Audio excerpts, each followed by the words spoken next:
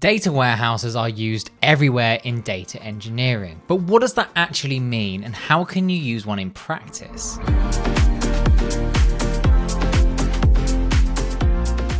To put it simply, a data warehouse is a central repository that can pull data from a variety of different sources, helping create you a single source of truth. This means it can store both historical but also current data, which can then be structured for easy querying, which makes it quite a good choice for analytics. Now, to understand why this exists, we should look back at the problem before we got to data warehouses. Now, before data warehouses, you'd end up having multiple systems all storing data separately. Maybe you'd have a CRM, maybe an e-commerce site. All of these things would store your data separately, and there was no way to really help combine them all together. This meant from an analysis perspective, it was hard to answer questions that relied on data from multiple sources because you couldn't easily run a query where it relied on data in multiple places. Now, people did find ways to do this manually, loading it into a spreadsheet, combining all the data together into a database, but these were time-consuming manual processes, which meant that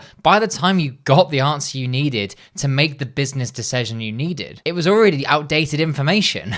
So that's where data warehouses came in. The idea is that they could group all of these different sources together to help you create a central source of truth. And then on top of that, you can then run queries on top of this to be able to get those answers that you're looking for. Now, a few examples of data warehouses are Google's BigQuery, which is one of the popular ones, Amazon Redshift, and Azure Synapse, as well as tools like Snowflake as well.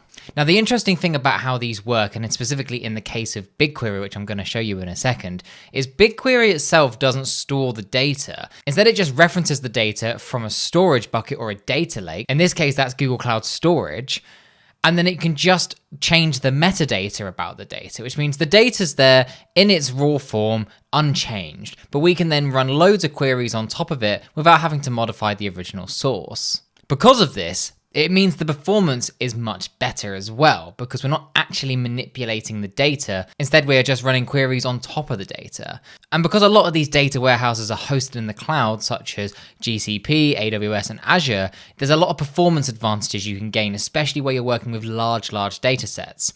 As again, I'll show you shortly. Now, with all this in mind, that makes data warehouses great for data-driven insights. Now, I think it's time to have a look at BigQuery and how we can easily load data in and then run queries on top of it. Now, inside of Kestra here, I've got a workflow that's going to do an ELT pipeline. It's going to extract our data and upload that data to our data lake. It's then going to load the data into BigQuery and then transform that data, which is in BigQuery, by adding some extra columns with some unique IDs. Because we're using BigQuery to run all of this operation, we can see a huge amount of performance advantages, which we wouldn't necessarily see if we were doing this locally. And it also gives us the options to run loads of queries on it later if we want to. Now, this workflow is heavily inspired by the data engineering Zoom camp that we have coming up in just a couple of months. So if you're interested to learn about that, there'll be a link in the description where you can sign up for the January 2026 cohort. Now, to give you some context, we are using trip data from the New York City Taxi and Limousine Commission, and they've got two different types of data sets here, the yellow and green data.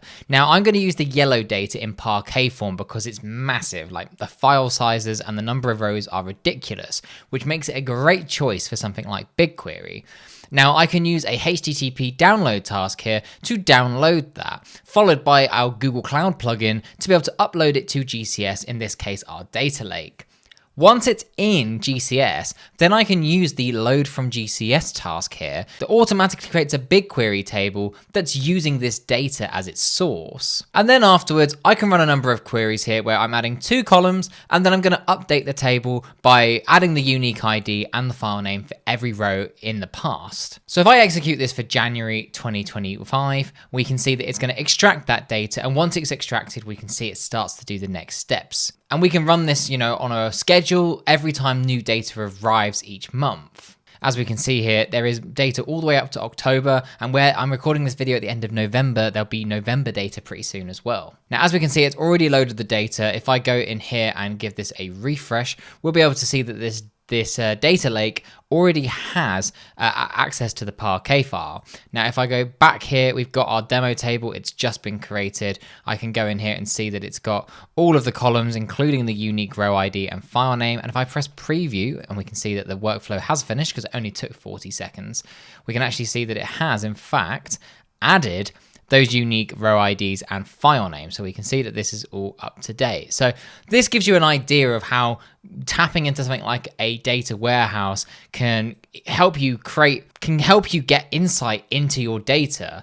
All I've done is really just load it into the data warehouse. And as you can see here, I'm able just to run a simple query, but it's able to get me that data straight away. And so I can do all of this with the help of the cloud to run these queries to help me get the insight that I need. So hopefully that's given you an insight into data warehouses and why you might use one in the future. If you enjoyed this video, make sure to give it a like, and don't forget to subscribe to this YouTube channel for future 101 videos on data engineering and other tech topics.